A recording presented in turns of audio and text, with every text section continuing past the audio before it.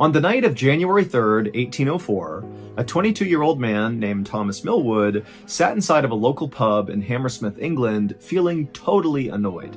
Now, normally, Thomas was a very upbeat and social person. He worked as a bricklayer, and basically every day after work, he would meet up with his friends at this pub. They would have some drinks and share stories and laugh. It would be a great time.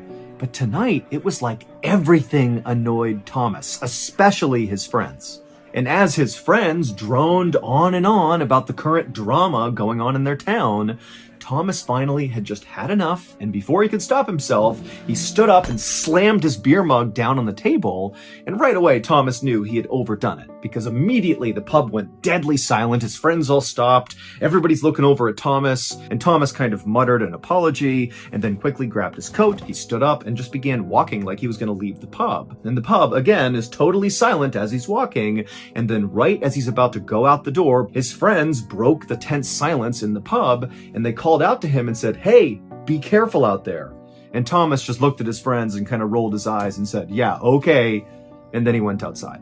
Thomas decided he would walk to his parents' house, which was not far away, and he would just sit by the fire and warm up for a bit before he had to go back out later that night to meet up with his wife.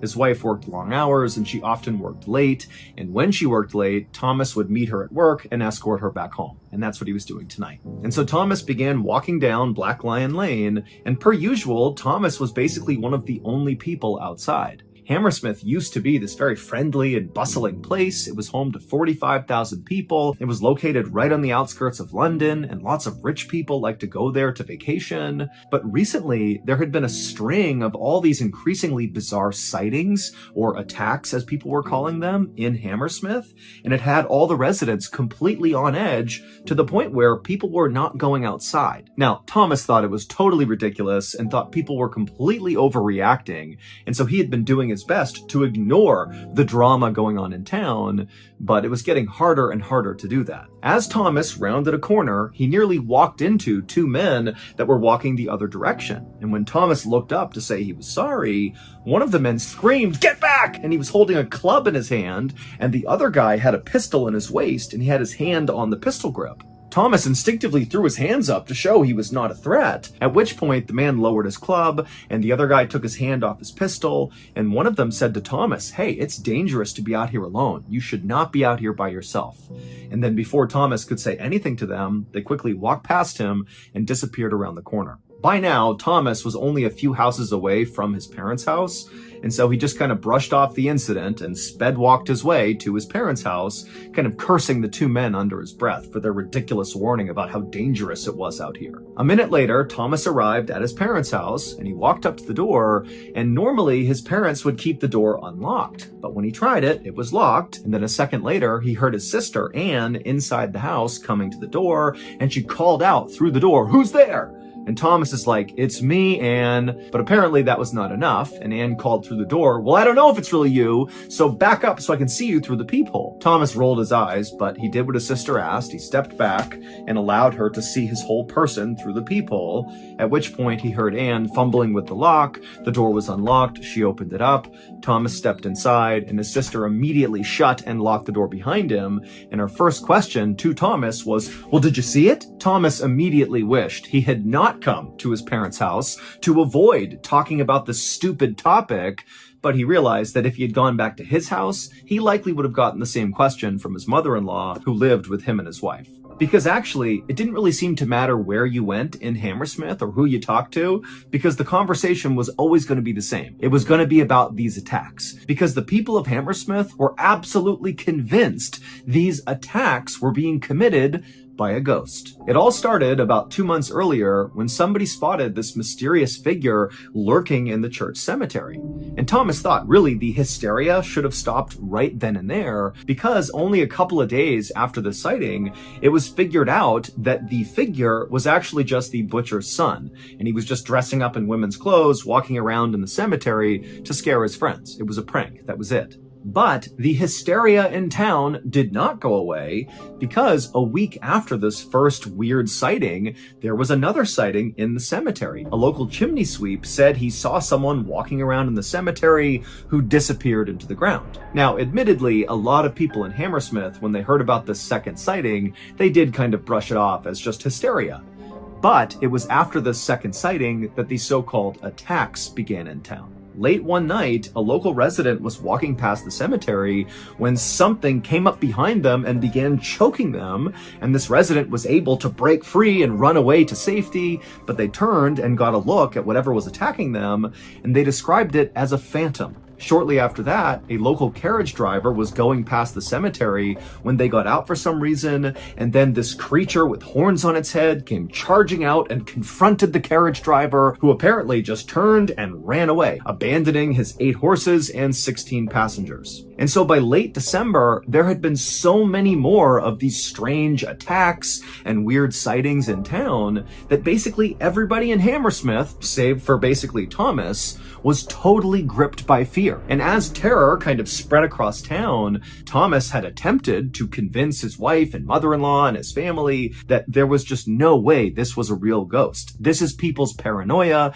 and their imaginations running wild. That's all this is. But Thomas's theory was really put into question when just a few days earlier, so a few days before he stormed out of the pub because he was so annoyed, somebody had died following one of these attacks. A pregnant woman had died. The woman had been walking alone near the church cemetery at about 10 p.m. at night when something in the cemetery had rose up out of the ground, rushed over to her, and grabbed onto her, and she barely had time to kind of turn and look, and she saw this kind of white flowing robe and a long pointed white hat, and that was all she remembered, because then she passed out. Then she woke up again and she was in somebody's house and her neighbors were all around her. They had found her passed out in the cemetery and carried her there. And so she comes to, and she's only able to choke out the story of what happened to her, the ghost attack, before she died. And so following this pregnant woman's death, the town of Hammersmith offered a reward for anybody who could capture or kill the ghost, which was now being dubbed the Hammersmith ghost. The night watchmen began doing extra patrols. In fact, those 2 men that Thomas had turned the corner and bumped into, one guy had the club, the other guy had a gun, those guys were on their own patrol. And so the ghost and how to capture or kill it was basically the only thing people in Hammersmith wanted to talk about, and it totally annoyed Thomas. It was what was being talked about at the pub by his friends when he got so mad he slammed the cup down and left the pub. To Thomas, the idea of capturing or killing a ghost made no sense, because a ghost is not real. Now, by this point, the butcher's son had come out and said, look, I didn't do any of these other attacks. That's not me. I only did the first one. And he had an alibi to prove it. But to Thomas, this didn't rule out that the ghost was not a person. To Thomas, he just felt like, okay, then there's somebody else in town that's just copying the butcher's son's prank, except obviously they've taken the pranks too far because they've gotten someone killed. At about 10 p.m., Thomas was inside of his parents' house, sitting by the fire, just kind of beginning to doze off. And as he sat there, he thought to himself how little he wanted to go out into the freezing cold night to go walk with his wife all the way back home. He'd much rather just stay here and sleep for the night and let his wife walk home on her own. But when he floated this idea to his sister Anne, who was standing nearby, she exploded on him and was like, are you kidding me? You're going to let your wife walk home alone in this environment? She's going to be the next victim of the Hammersmith ghost. Get out there and protect your wife. Thomas was like, okay. And he got up, he grabbed his jacket, and he walked outside. As soon as Thomas was outside, he was feeling so annoyed at the current situation that he found himself thinking, you know what? If I run into that stupid Hammersmith ghost, the person disguised as a ghost, I'm gonna bum rush them and beat them up. And it will prove to the entire town that there was never any ghost. It was just a person the whole time. And so Thomas began walking briskly down the road. He turned onto Black Lion Lane, and immediately he saw this big bush off to the side of the road on the sidewalk, and he could have sworn behind this bush there was something or someone crouched down, like they were trying to hide. And so Thomas stopped and he squinted in the direction of this bush, and then at some point he saw movement enough to confirm to him that that must be a person back there, and suddenly it clicked for Thomas. That must be the person pretending to be this ghost. That's the prankster slash murderer. There they are. And so without any hesitation, Thomas balled up his fists and just started sprinting towards this person. At virtually the exact same time, Anne, Thomas's sister, was still in their parents' house, and she was looking out the window kind of roughly in the direction that Thomas had gone, and she heard this loud scream that sounded like a man. Now, she couldn't see her brother, but she's thinking, oh my God, it's coming roughly from the area where he went. What if he's getting attacked by the ghost? And so she bolted outside. Just a couple of minutes after that, a big posse of men came tumbling out of that pub where Thomas had been drinking earlier that night and got really mad and slammed his cup down. So they come stumbling out of the pub, and they were being led not by the night watchman who was amongst the posse, but instead they were being led by the town's tax collector, a man named Francis Smith, who looked totally disheveled and out of breath and did not look like the type of guy who would be leading a big posse. But here we were. He was leading this posse, and he took them down the road, and they turned the corner onto Black Lion Lane, and as soon as they looked down that same road that Thomas had been on and then seen the person in the bush, the posse, they stopped because they saw a body in the middle of the road, and it didn't appear to be moving.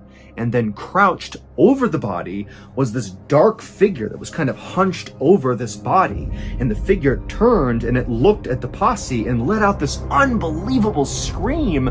And the posse just kind of backed up and didn't know what to do. But then the night watchman broke ranks and just began sprinting at the creature that was perched over the body. And the watchman tackled the creature onto the ground and kind of pinned it there. At the same time, the rest of the posse, seeing an opening, rushed over to the body in the road to see if maybe they were alive and if maybe they could help this person. But unfortunately, when they got to the body, they could tell this person was dead. The posse believed they had just discovered the latest victim of the Hammersmith ghost and the Hammersmith ghost themselves, the black creature that the watchman tackled onto the ground. But they were wrong. When Thomas had rounded the corner onto Black Lion Lane and he looked into that bush and he saw that figure moving around, it really was a person. It was not a ghost, it was a human being. It was Francis Smith, the town's tax collector, and he was hiding behind the bush. However, Francis was not hiding behind the bush because he was pretending to be the Hammersmith ghost,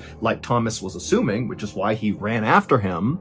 Instead, Francis was hiding behind that bush because he was basically laying in wait for the Hammersmith ghost. He was hoping the ghost would walk past him and he could run out and capture or kill this thing and get the reward. Basically, Francis was doing the same thing Thomas was doing. The only difference was Francis actually believed in the ghost and Thomas did not. And it was just Thomas's bad luck that that night he had chosen to wear his all-white work clothes, which to Francis, who's hiding in the bush, terrified and waiting for the ghost, he sees Thomas in these white clothes and he was absolutely convinced he was the Hammersmith ghost. And so when the two men spotted each other, they both attacked, except Francis had a rifle. And so when Thomas ran up to him to basically punch him in the face, Francis just raised his gun and fired. And the bullet hit Thomas directly in the face, which killed him instantly. But after shooting and killing Thomas, Francis had no idea that it was a real person. He was so jacked up on adrenaline that he did think he shot the ghost, but didn't know if the ghost was actually dead or not, and he didn't want to be alone when he checked, so he just turned and ran to the pub, gathered up the posse, and said, "Hey, I got the ghost, come on!" And they all ran back to Black Lion Lane, and when they got there, Thomas's sister, Anne, who heard that scream, she had made it to her brother's body, and she was the creature crouched over him, screaming out of grief. That's all she was doing. She had just found her dead brother and was reacting to it when the watchman tackled her to the ground. But luckily, the posse quickly realized this is not a ghost, this is Thomas and his sister, and so his sister was not harmed. And so, on January 11th, 1804, Francis Smith was found guilty of murder and sentenced to death. But 5 weeks later, the King of England would pardon Francis and shorten his sentence to just 1 year. The Hammersmith ghost incident was debated for more than 150 years, and ultimately it led to a modern-day ruling that says a person is allowed to use self-defense if they truly and reasonably believe they're in danger, even if they are wrong about the danger they face. The true identity of the Hammersmith ghost, not the very first one, which we know was the butcher's son, but all the other instances, all the other attacks, well, it would turn out it was the town's shoemaker who would confess to his crime following Thomas's murder. He would tell people that the only reason he did it was to get revenge on his apprentices who had really badly scared his children by telling them ghost stories.